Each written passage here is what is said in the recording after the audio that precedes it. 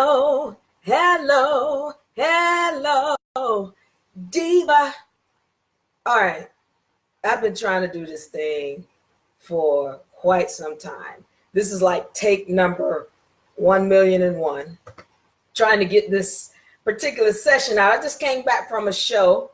So I figured I'd try to put this session down because I've been trying to do it for so long. And I need to get it down. Anton, hola amigo. Keen, hey sis. Polly Ticker. Susanna, hello. I don't know. I hope I'm going to be able to get this out today. I like to take my time. I don't want to rush.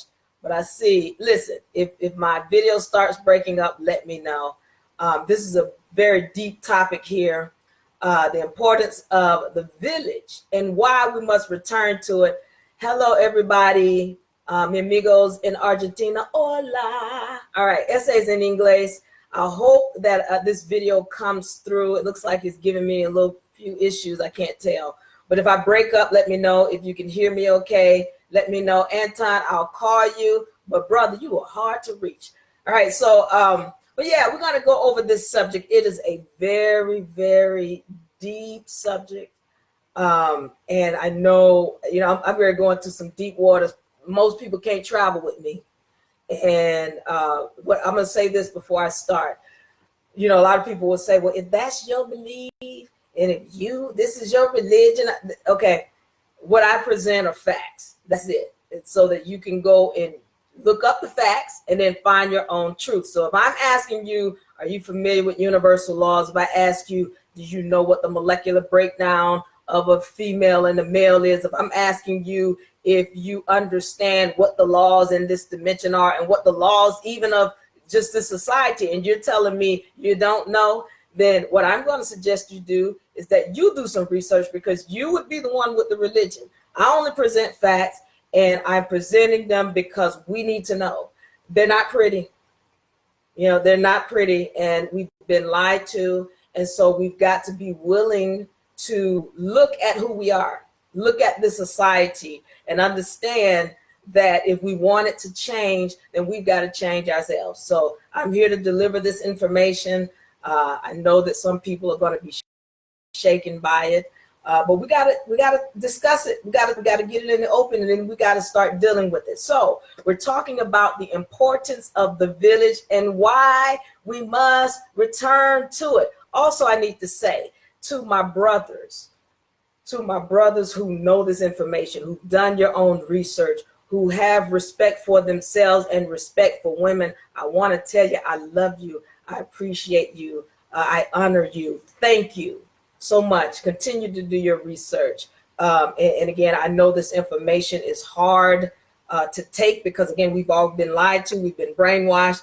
And for my brothers who can get this and understand this, I appreciate you. I love you. Please continue to pass the knowledge to my sisters who are hurting, my sisters who are learning.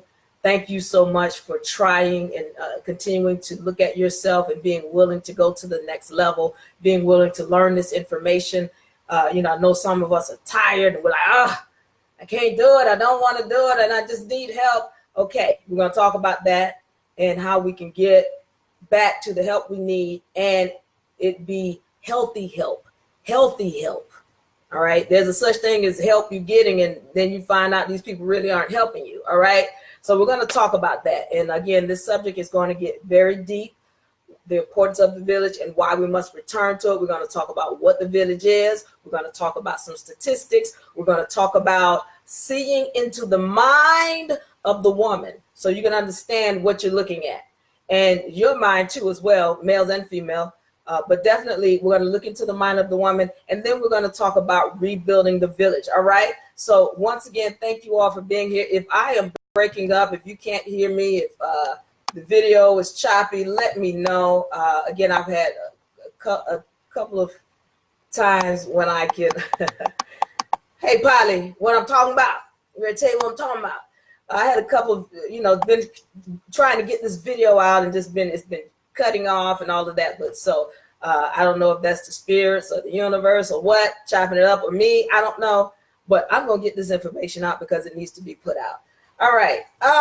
Let's see here. We are talking about the importance of the village and why we must return to it. Now, let's get on what is the village? What is the village? Now, everybody has heard the phrase, it takes a village to what? Raise a child. It takes a village to raise a child. And you know, a lot of us keep thinking that comes from Africa.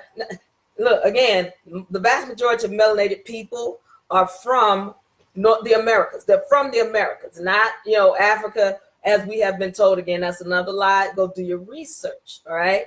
But that the vast majority of the tribes that were here in the Americas were matriarchal. As a matter of fact, matriarchy was the original order on the entire planet. So go look up, because we have legal documentation of this so you can see it for yourself. Go look up the Iroquois Confederacy and then take a look at what the role of the woman was in society. But basically, the village was back when we had the matriarchy, and that dealt with the women of the family. That was her mother, her grandmother, her sisters, her aunts, her nieces, her cousins, and her girlfriends. That was the village. And when there was the village, that child was always surrounded by love, and it was always protected from predators. All right, that's one of the things why the village was so important. All right, and what happened to it? Well, we haven't seen the village since we saw the invent of patriarchy. All right, no, this is not a feminist talk. These are the facts. These are the facts. Once again, if I'm saying these things and I'm giving you this information and you are not aware of it, go do your research. I'm only speaking on facts. So now we're going to get into why it's important that we return to it, because once again, the village was that place where the child was always protected from predators and it was always shown love. Now, I want to get into some statistics. And like I said, this is going to get deep. And, you know, a lot of us, we're not talking about this. That's the problem. This is the subject, those that we're not talking about, and it's very huge. It's so huge that we have to talk about it. I know a lot of us are in pain, and we're going to talk about how we can see that later on. Now, I want to talk about child molestation. Child molestation. And what we're seeing are statistics that deal with inappropriate sexual contact by children under the age of 16, before they reach the age of 16. So now one of the statistics is, it says that 1 out of 4 women, 1 out of 6 males have been approached or had some kind of inappropriate sexual contact before the age of 16. And the deal is, when, again, you could, for example, when I'm talking about women, I can go in my list, my friends list, and I can go 1, 2, 3, 4, 1, 2, 3, 4, 1, 2, 3, 4. And I know that 1 out of every 4 of those women have had some form of sexual or inappropriate sexual contact before the age of 16. 1 out of every 4. That's what one of those statistics says. Now, it says that of these people who have been violated before the age of 16, this inappropriate sexual contact, 75% of the perpetrators were people that were in the family. 75%. All right. More than 85% of the perpetrators were males. More than 85% of the perpetrators were males. All right. And then another 7% didn't even know how to identify. They had no identification. And then here's the big statistics, statistic rather, because even when you look at 1 of every 4 women, 1 of every 6 males, that's a high percentage. That is a high percentage. But the big statistic says that for every 1 case that is reported, there's another 5 people who never said anything. And I am one of those people. And we're going to get into that later on. I'm going to talk about that. But 1 out of every 1 case that is reported, 5, more than 5, did not say a word. So now let's understand these numbers, because we got 6.6 million new cases every year that's being reported to child protective services. But that's just the child protective services. What about to these other places that it gets reported to? So you got 6.6 million cases being reported every year.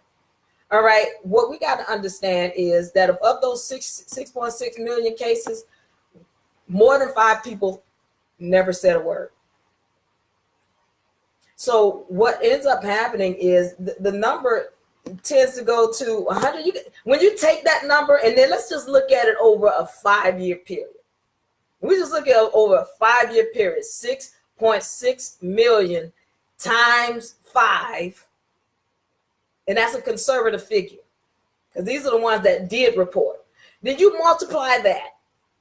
Multiply the 6.6 million times 5 and then multiply that times 5, which is more than 5 people that didn't say a word. You got 184 million cases of child molestation.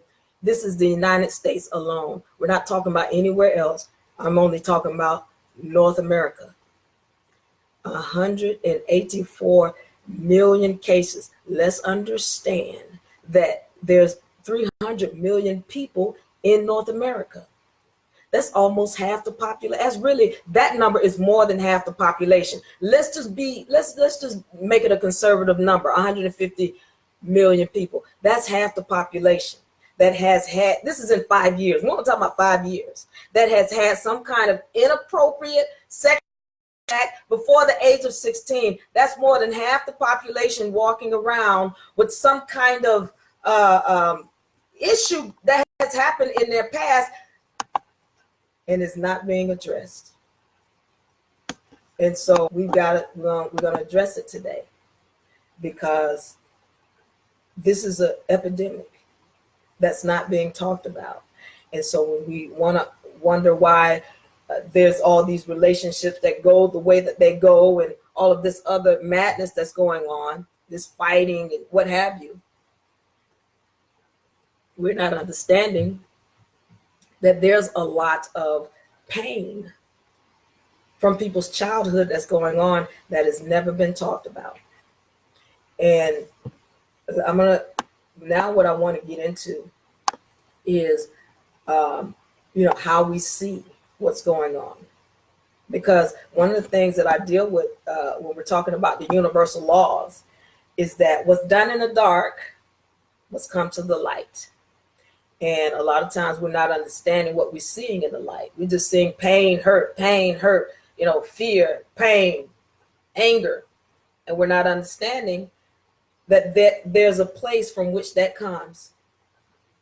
And a lot of that comes from people's childhoods, where there are things that were never discussed and they don't even know how to bring it up. So now, with that being said, I get statistics on, the male, and we see that 85%, more than 85%, because that's a conservative figure. A lot of them are saying 90% of the beings or the perpetrators of these crimes, not more than 90% are male. So as much as we see that we have males doing these things, another statistics is 100% of all those people and those perpetrators of these crimes, all of them come from a woman. All of them, 100%. And so there's no need for me, for us to be trying to diss the male and say all these negative things about the male, and the male ain't this and the male ain't that. Well, guess what? He is a reflection of the woman that gave birth to him. And we've got to recognize that what the male is. All right, we got to recognize who the woman is. And we've been told about these quote unquote roles, and the role of a woman is this and the role of a man is that. But we have to understand who we are as beings. And that's what we're not getting. Because one of the things I need to talk about, I know this, again, this is a hard, what I'm here to say is some males don't get it. But there is no equality. All of this, we equal. There is no equality. That is a myth. Why is there no equality? Because the woman is in control at all times. Once again, nothing gets into this dimension unless it goes through her. Period. You can't, again, all of this, my baby daddy this and my baby daddy that. Again, when you diss him and you're talking negative about him, you're only talking negative about yourself, because the question has to become, how did he get to be your baby daddy?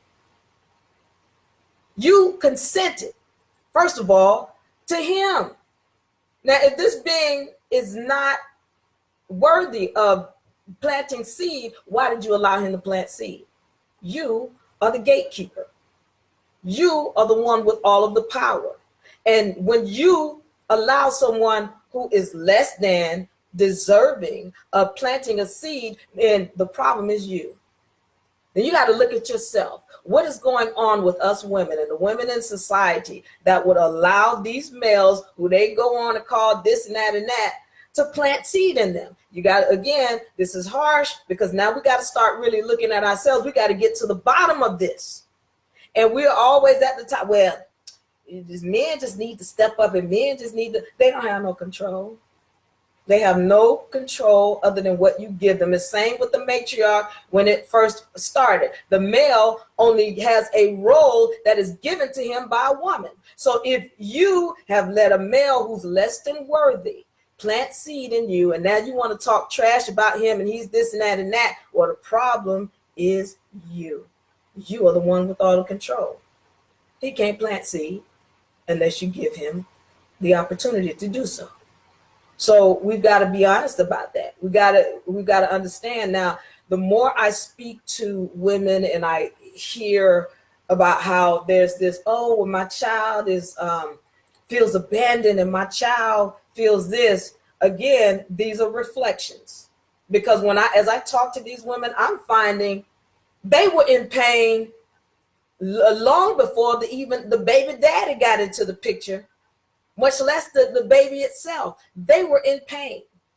And once again, if there's a male in the picture and he is not worthy, he's less than par, I'm just using this less than par now, because I don't want to, again, but if he's this negative, he's this, and this, who's the woman allowing this being into her space? Because once again, we are creating everything. The law of attraction. I had somebody, I don't believe in the law of attraction. You don't have to believe in it. But once I get to talking to this person, she's telling me about how these people are in her life, and then she's the exact same as what she's describing. The law of attraction is very much real. If you're bringing these type of people into your space, then that is what's in your mind. Whatever you're seeing in somebody's space, that is what's in their minds, because they're attracting that.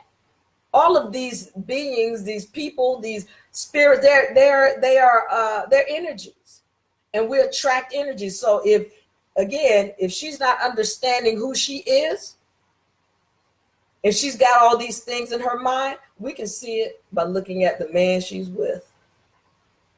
We can see it by looking at the seed that she gave birth to. So I'm going to say this is going to be another probably shocking thing to a lot of women. And, I'm going to break this stuff down. I have another set that I'm going to do where I break down the molecular structure of the male and the female, so that you can understand, everybody can understand why it is the woman that has the power, who she is, who he is.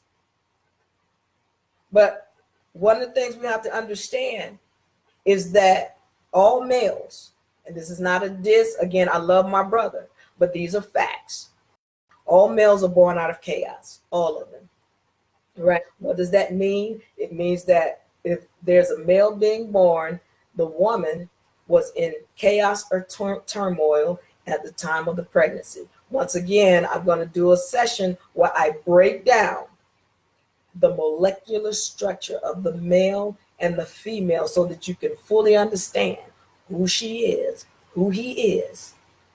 And then you can understand where your power is, sisters. And brothers, you can understand what needs to be done so that we can get this mess cleaned up. So again, when we're talking about women who are giving birth to males, we're finding that a lot of them were in distress long before the male, the baby father, came into the picture.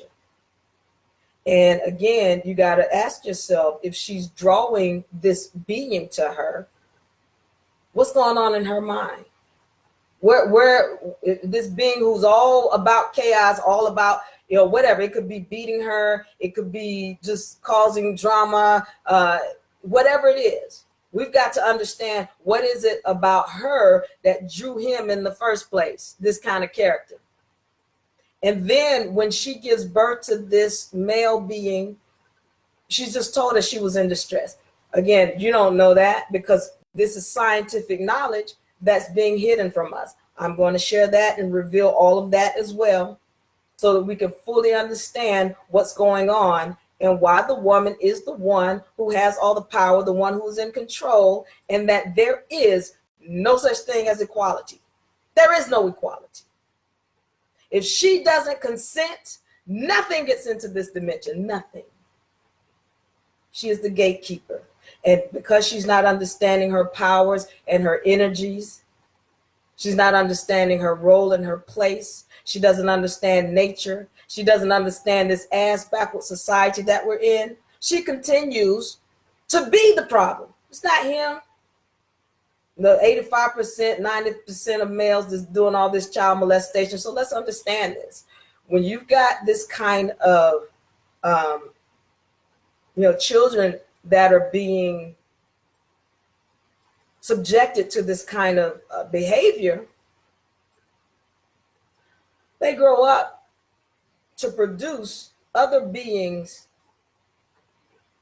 that produce this kind of behavior. Let's understand this. In a situation where there's first of all, let me say this. Man, woman, child is the architecture, is the family architecture of a patriarchal society, unnatural and backwards. Patriarchy is unnatural and it's ass backwards. Man, woman, child is unnatural and it's ass backwards. It is. I know, again, that's something else. I know you're not going to understand that. But again, the matriarch is where, and we keep trying to get back to nature, doing something unnatural. Man, woman, child is unnatural. You don't see no other beings in nature leaving their babies with a male. She would leave it by itself before she leaves it with a male. Why is this important? I know I'm getting deep. Like I said, we gotta be serious about this. What we're talking about. You want to clean this up, but if we keep doing the same old thing, you can't clean it up because we're doing unnatural things, trying to get back to nature. So, yeah, when we're looking at a situation with a mother and the original father, there's a chance. There's still a high chance that that child will be sexually molested. But when you have a live-in anything, a live-in male anything, a live-in boyfriend, a live-in nephew, a live-in uncle, skyrocket. The chances of that child being molested, and all this stuff about women, well, I need a man because I like sex. Okay, have sex, but you still have to protect the child. The last thing you want to do is leave it in the hands of a male. Again, I know that sounds harsh, but again, we're not understanding that his purpose, he wasn't put here to be a protector and be a provider for the child and to be a child raiser. That's not what he was put here for. That's not his purpose. And once again, when we start going back to nature and understanding who he is and respecting his nature, then we can start better protecting the child. So we've lost the village. Now, again, what is the village? The village was her mother, her sisters, her nieces, her aunts, her grandmother, her girlfriends. the women of the village, that's when that child was protected. All right, we got a lot of women out here that are looking for quote unquote father figures. And again, they put their child, they don't know, you don't know it. It's unknowing. You don't realize that, because we want to think, oh, he would never do, he would not. A male, the nature of a male is predatory. That is not to diss all males, not saying all males have done this, but the nature. And so the thing is, when you're not respecting his nature, you're putting your child at risk, period. And again, I know that's harsh to my brothers who know what the deal is and who understand what I'm saying. To those women who have been through this, and once again, I am one of them, and I'm going to talk about that. And this will be my first time sharing that ever in public. But we're going to talk about that because it's important that we start getting back to nature. We start getting back to the matriarch, getting back to the village. Just rebuild the village. It's not that difficult. You're going to spend more time on a positive side dealing with your village than you are trying to sick the system on this man. All right, one of the things that I also need to say is that when it comes to, I said this before, the male was not put here to be a provider. All right, women are manifestors. All this, well, I need somebody to help me take care of the bill. When you understand how to manifest on your own, you produce all of that. That's what women and the females in nature do all the time anyway. They're producing. They're the ones who are hunting and providing the food and taking care. That's what they do. That's what we're supposed to be doing. You expecting him to take care of and rear the child. That's not his place. Once again, just like within the matriarch and just like in nature, she has a village. She is not going to leave it with him because she respects his nature. And this is not a diss again on the male. We've got to understand, like I said, it is your responsibility to protect the child. If you're leaving your child in the hands of a predator, then you're not protecting the child. Again, when you got any kind of live-in male, whether it be your boyfriend, uncle, nephew, whatever, chances of your child getting molested skyrockets, especially if it's a little girl. So again, as I said, we're looking at more than half of the population, that have gone through this side, whether it be male or female, that have gone through child molestation, where they have been exposed to some type of inappropriate sexual contact and that's got to stop. And how does that stop? We stop it by going back to the village. Now, one of the things we're talking about when we say rebuilding the village, sisters get mad. That's an epidemic in itself about how sisters are so angry with the male that they're throwing him under the bus to the system. That is not right. All right, remember, we're going back to universal laws. Whatever energy you put out must come back. Whatever energy you put out must come back. I hope you have nightmares thinking about that. Just because keep it in mind, whatever energy you put out must come back. So if you're so angry with this male because he's a sorry baby dad or whatever you want to call him, and you are sicking the system on him, throwing him under the bus, constantly putting out negative energy to him, negative thoughts to him, speaking negatively to your child about him, whatever energy you've put out must come back. You are hurting yourself. Instead of spending that energy throwing him under the bus, take that same energy and build a bus company and make him work for you. We're putting our energies in the wrong place. So when you say you're tired because you so busy hitting him, you're punching yourself in the face. Stop punching yourself in the face, because everything negative you're throwing at him is coming back. All your negative words and energy is coming back because he is only a reflection of you.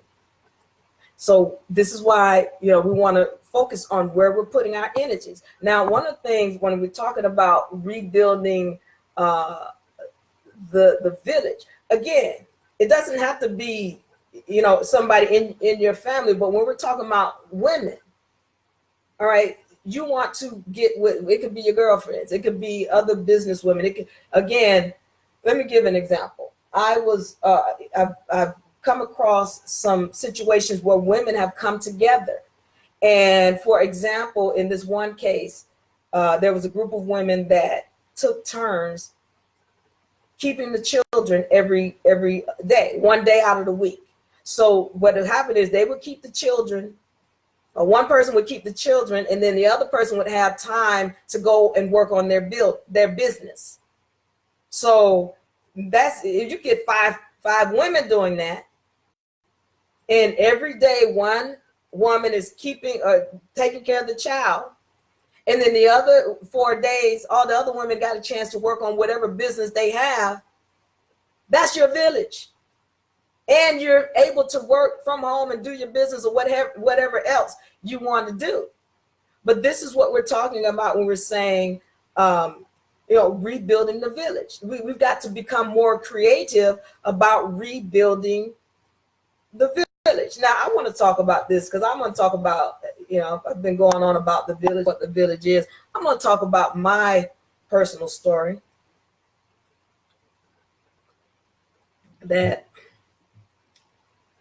as a child, and I had to talk to my mother about this because I didn't want to be saying this in public and then it getting back to her and I had not told her.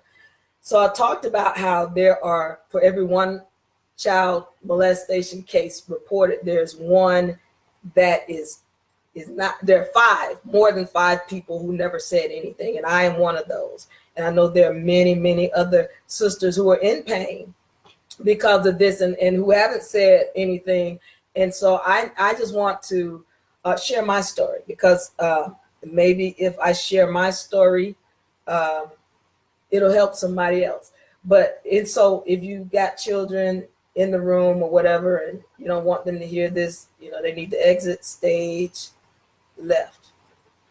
Yeah. All right. So when I was younger, my mother had a village and my father had a village. They had separated before I was born, but my mother had a village and my father had a village. So for my mother's side, it was her mother, which is my grandmother. It was her girlfriends and sometimes my aunt. But that was her village right there. So whenever I went, my mother needed someone to help out, she would take me to them. That was the village. And my father, on my father's side, when my father would come pick me up, he would just drop me off and go. I see him 10 minutes and he's gone. But of his mother, his sisters, which are my aunts, and his niece, which are my cousins. That was my village. Whenever I was with either one of these villages, I was always protected. I was never preyed on. Never. No issues, nothing, nowhere, nada. But when I got to be maybe 10 or 11, I can't remember around the age, around that time, 10, 11, 12, somewhere. My mother met this person, predator, and he was in the military and he was, I guess, being stationed in Virginia. And we moved there with him. Well, now this person, I'm telling you when it started, I'm just giving you my little personal story so you can understand how this goes. We moved to Virginia, and I remember she wanted him to be the father figure. She was, trying to make sure he had say in everything we did or what have you. And so she'd go to him whenever an issue came up. So I remember when the first inkling of trouble was on the rise was when my mother, I came home with this permission slip for sex education. And I showed it to my mother and she said, "Oh, okay, well, we'll go show this to the predator." That ain't his name, but that's his name for this story. She's like, go show this to the predator. So I said, okay. So I remember he was in the kitchen. I went in the kitchen and I showed him the permission slip for this sex education class that the school had said, we need to get signed in order to have this class. So I give him the permission slip, and I remember him looking me up and down like, oh, so you want some sex education, huh? That's what I remember. And I didn't think anything about it. I didn't think to, but at any rate, what ended up happening was, sure enough, probably maybe within the week, somehow I ended up alone because my mother had to leave me alone with him. And I remember him calling me into the living room. And again, this is vivid. I won't get too vivid with it, but I remember him telling me to take my shirt off. And now I'm 11, 12, I ain't got nothing. You know what I'm saying? I'm little. And he's touching me, and I remember my whole body was shaking. My whole body was just like, this is so wrong. This is so wrong. But I don't know how to defend myself. I don't know how to say no. Because she's put this guy up as though he's my father or my father figure. So he's my the person I'm supposed to be obedient to. And so that was the beginning. So after that, he realized that my body is just like, not with this. But what he would do, because after that, my mother's leaving me. I remember she's leaving. She had to go to work. And she would go to work and she would leave me in the house with this guy, this predator. And he's waking me up every morning to jack him off in the shower. And, you need to get used to seeing it. So he's prepping me. He's prepping me to, to do whatever else he wanted to do so that I wouldn't say anything. But again, I don't know who do I tell? Because this person was abusive, and I didn't trust my mother to be able to defend me against him because he was abusive to her. So again, this was like a hell. This was a hell for me. And then I remember the last incident was where he says to me, this was one morning, once again, he's leaving me. My mother's leaving me in the hands of this predator, and she doesn't know. But he says to me, yeah, we need to come here. He's calling me to the bedroom, their bedroom, my mother in his bedroom. And he's telling me, okay, well, I want you to feel what this is like between your legs. Once again, this is a predator. And I'm sharing this with you because I know what I went through was mild. Because see, I was never penetrated, fortunately, because fortunately my mother left shortly, after that. And so I was never penetrated. But what I went through was very traumatic. It's very traumatic, and it was mild compared to what I know a lot of my sisters have gone through, and brothers. And so this needs to be shared because I'm saying when my mother left the village, I became a prey to a predator. And I know we want to say, oh, well, these men, they're supposed to do this and they're supposed to do that. But as a woman, you have to know you are the one with all the power. You are the one in control. They can't do anything if you don't allow it. And we stop this kind of behavior and these statistics that are just, look, I say to you, we have an epidemic. And we stop the epidemic when the woman starts taking control and standing back in her place and rebuilding the village. That's where we come from. Everybody know, and so let me help you understand something. A wife, because again, that came into play with patriarchy. A wife was a woman who was the property of a male. Okay. Understand, and I want you to go look up the term family. family literally means slaves and servants. Family means slaves and servants. So when this wife, who was a slave to the male, had children, those children would become his slaves and servants, or his family. We need to get back to the village. The village. That's her mother, her grandmother, her sisters, her cousins, her aunts, her nieces, her girlfriends. I'm not saying all males are predators. What I'm saying to the woman is, you're the one in control, and you have to protect that child. And you protect that child by rebuilding the village. If I don't help but one person, if I don't help but one woman return to the village and build her village so that she can protect her child and get the help that she needs from the place where she needs to get it, then I've done my job.